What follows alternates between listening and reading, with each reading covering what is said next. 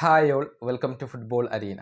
അടുത്ത വേൾഡ് കപ്പിനുള്ള ബ്രസീലിൻ്റെ ഗോൾ കീപ്പർമാരെ ഇതിനോടകം തന്നെ കാർലോ ആഞ്ചലോട്ടി തീരുമാനിച്ചു കഴിഞ്ഞു എന്നാണ് പ്രമുഖ ബ്രസീലിയൻ മാധ്യമമായ ഗ്ലോബോ റിപ്പോർട്ട് ചെയ്തിട്ടുള്ളത്.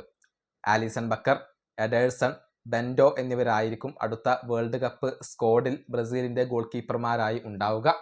പക്ഷേ ഇവരുടെ പരിക്കുകൾ ഇപ്പോൾ ബ്രസീലിന് വലിയ തലവേദന സൃഷ്ടിക്കുന്നുണ്ട് എന്ന കാര്യം ഗ്ലോബോ റിപ്പോർട്ട് ചെയ്യുന്നുണ്ട്. ആലിസണിനും എഡേഴ്സണും ഇപ്പോൾ അടിക്കടി പരിക്കുകൾ പറ്റുകയാണ്. അതാണ് ബ്രസീലിനെ ആശങ്കപ്പെടുത്തുന്ന കാര്യം.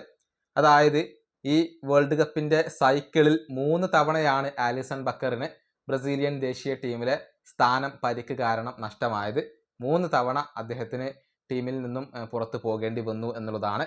എഡേഴ്സന്റെ കാര്യത്തിലേക്ക് വരുമ്പോൾ 5 തവണയാണ് അദ്ദേഹത്തിന് പരിക്ക് കാരണം പുറത്താവേണ്ടി വന്നിട്ടുള്ളത്. അതായത് ഈ 2 താരങ്ങൾക്കും അടിക്കടി പരിക്കേൽക്കുന്നു എന്നുള്ളത് ബ്രസീലിയൻ ദേശീയ ടീമിന് ആശങ്ക നൽകുന്ന കാര്യമാണ്. അതുകൊണ്ട് തന്നെ ബാക്കപ്പ് ഓപ്ഷൻ ആയിക്കൊണ്ട് ഒരു യുവ പ്രതിഭയെ ഇപ്പോൾ ബ്രസീൽ പരിഗണിക്കുന്നു എന്നുള്ളതാണ് അറിയാൻ സാധിക്കുന്നത്. അതായത് ഫ്ലമംഗോയുടെ അണ്ടർ 20 ഗോൾ കീപ്പറാണ് ലിയോ നന്നേറ്റി. അദ്ദേഹത്തെ ബ്രസീലിയൻ ദേശീയ ടീമിലേക്ക് ഇപ്പോൾ ഗോൾ കീപ്പിംഗ് പരിശീലകനായ ടഫറേൽ കൊണ്ടുവന്നിട്ടുണ്ട് എന്നാണ് അറിയാൻ സാധിക്കുന്നത്. കേവലം 18 വയസ്സ് മാത്രമുള്ള ഒരു പരിശീലകനാണ് ലിയോ നന്നേറ്റി. അദ്ദേഹം ബ്രസീലിയൻ ദേശീയ ടീമിനോടൊപ്പം ഇപ്പോൾ ട്രെയിനിങ് നടത്തുന്നുണ്ട്. നമുക്കറിയാം, നിലവിൽ ബെൻഡോയും എഡേഴ്സണും ഹ്യൂഗോ സൗസയുമാണ് ബ്രസീലിയൻ ക്യാമ്പിൽ ഉള്ള ഗോൾ കീപ്പർമാർ. അവരോടൊപ്പം ലിയോ നന്നേറ്റിയും ഉണ്ട് എന്നാണ് അറിയാൻ സാധിക്കുന്നത്. കഴിഞ്ഞ സെപ്റ്റംബർ മാസത്തിലും ബ്രസീലിയൻ ദേശീയ ടീമിനോടൊപ്പം ഇദ്ദേഹം ട്രെയിനിങ് നടത്തിയിട്ടുണ്ട്. അതിൻ്റെ കാരണം ഗോൾ കീപ്പിംഗ് പരിശീലകനായ ടഫറേൽ തന്നെയാണ്.